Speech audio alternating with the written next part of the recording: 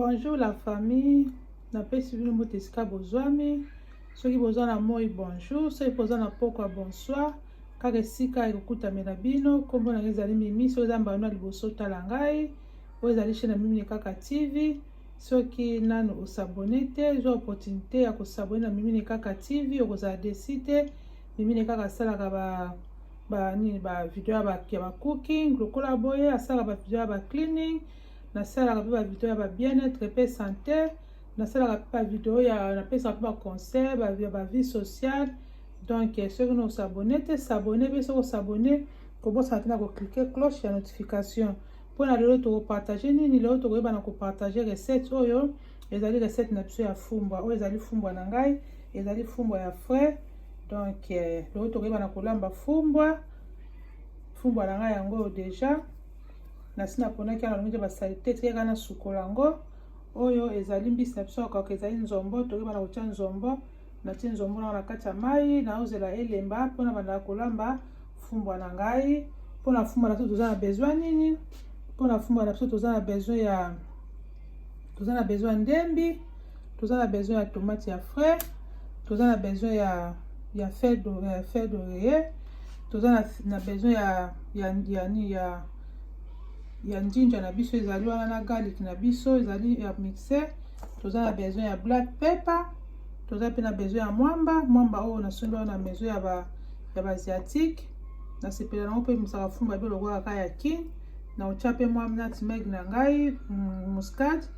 Naza pe na oni na ba seasoning na ngai yango oyo na kotia. Naza pe na mafuta mbila, naza pe na mungwa na ngai. Donc litungulu na bosa kotia litungulu na obakisa pe litungulu. Sikoyo na saa nini nalingi sikoyo na kende na sukola fumbwa na ngai. So na sikoyo fumbwa na ngai après na nika ba vegetable na ngai, ba légumes na ngai, pe na sukola mbisi na ngai okaka yango wana na sukola ngo pe bina na ba mikuwa na bongisa ngo. Après nde tokoyeba na kokuta na tango na banda kolamba fumbwa na ngai. Donc tokutani à tout à l'heure. Fumbwa na ngai yango na sina suko déjà na tia na kati ya fumbwa na ngai. Après na ocha mwamba na ngai, mwamba yango na ocha mwamba yo moko taka kansita biloko na yo ndenge ekozalela. Fumbwa pe bonga pe mwamba. Donc natie mwamba na ngai. Ok,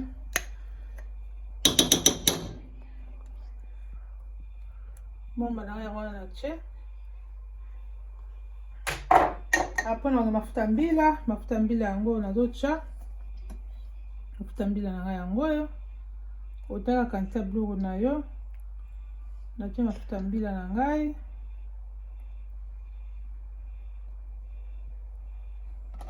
Après nakozwa naocha nini njinja na ngai na garlic oyo naocha mwa ndambo, naocha na mwa black pepper, natia mwa ndambo black pepper, natia pe na mwa muscade ndambo, natia pe na mwa muscade, naocha pe na mwa ba vegetable oyo, natia pe na vegetable oyo, naocha mwa muke, naota soki ekoki te. Après mungu ekoki bien te, après nakoyeba nakobakisa. Sikoyo nakozwa glace moko ya mai, nakozwa mai na robine. Nakotia pa mai mingi te, kotia mai mingi penza te. Nazima mai ndamu na tie. Après nakokanga mfuniku na ngai, nakokanga mfuniku mbisi nakotia ngo soki namoni ke mwa ba légumes na ngai beli na mwamba na ngai nde nakoyeba na obakisa mbisi na ngai. Donc sikoyo na ofungola moto na ngai eba na siko kotoka na kotia na moto moko ya mwa normal. Poso otie moto ya makasi biloko fumbwa no ya ozika ntango otie boye tia na mwa moto moko ya normal. Sikoyo nazofungola moto na ngai. Après soki mwamba na ngai ebeli mwa ndambu na ebeli na ba légume na ngai, après nde nakoyeba na kobakisa mbisi na ngai wana tokutani à tout à l'heure.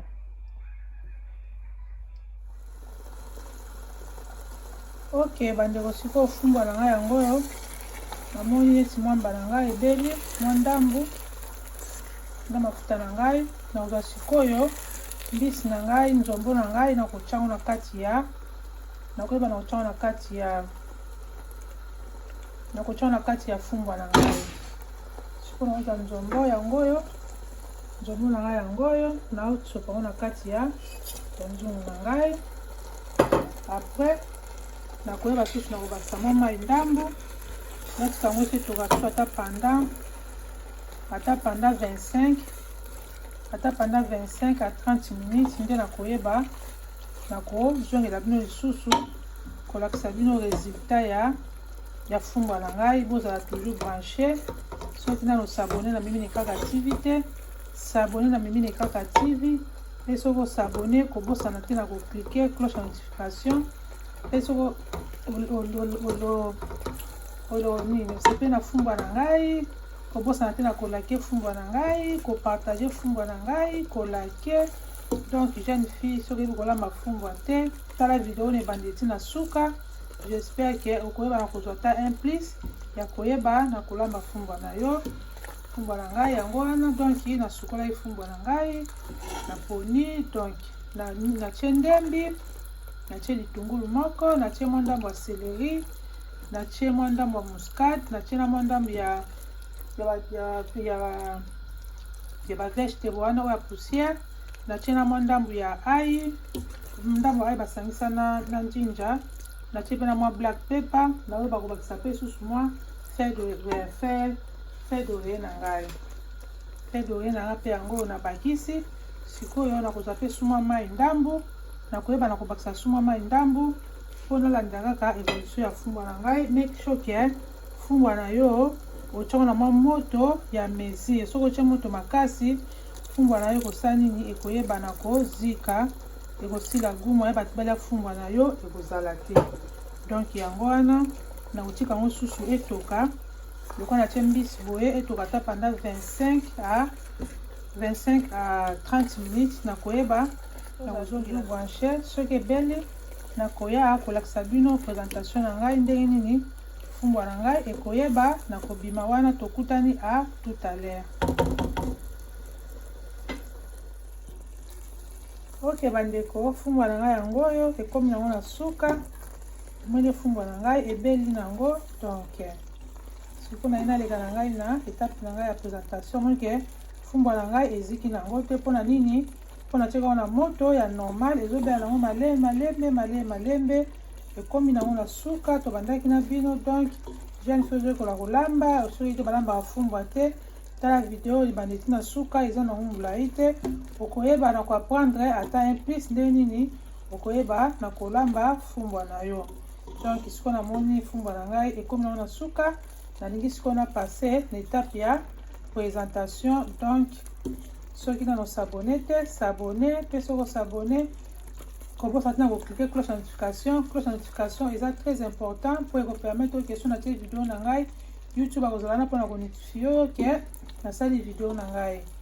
Donc like soko sepe na fumbwa na ngai, commenter soko sepe na fumbwa. Soki mpona mbaka pe nde mosusu tikelanga pe commentaire na yo, nga pe nakoyeba na koapprendre ata epai na yo na fumbwa na biso. Totiaki totie ndembi, totie litungulu, natie mwa ndambo ya muscade, natie mwa ndambo ya ba seasoning ya vegetable, natie na mwa ndambo ya nini, natie na mafuta, natie na mwamba, natie na mwa ndambo ya céleri. Donc resultat fumbwa na ngai nde yango oyo. Natie pe na mbisi na ngai okauka nzombo.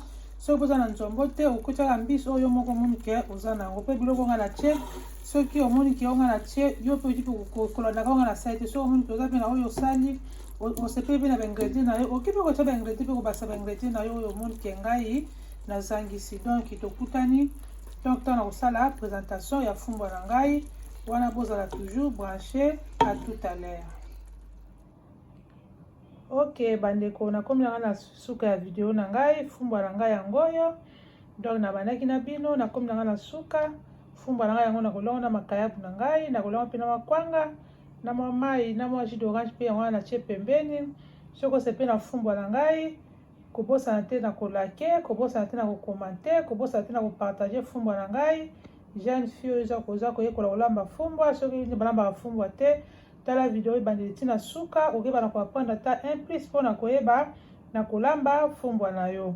Donc nakomi nanga na suka, napesi bino kaka ba bon appétit pe bye bye. Tokutani na prochaine vidéo.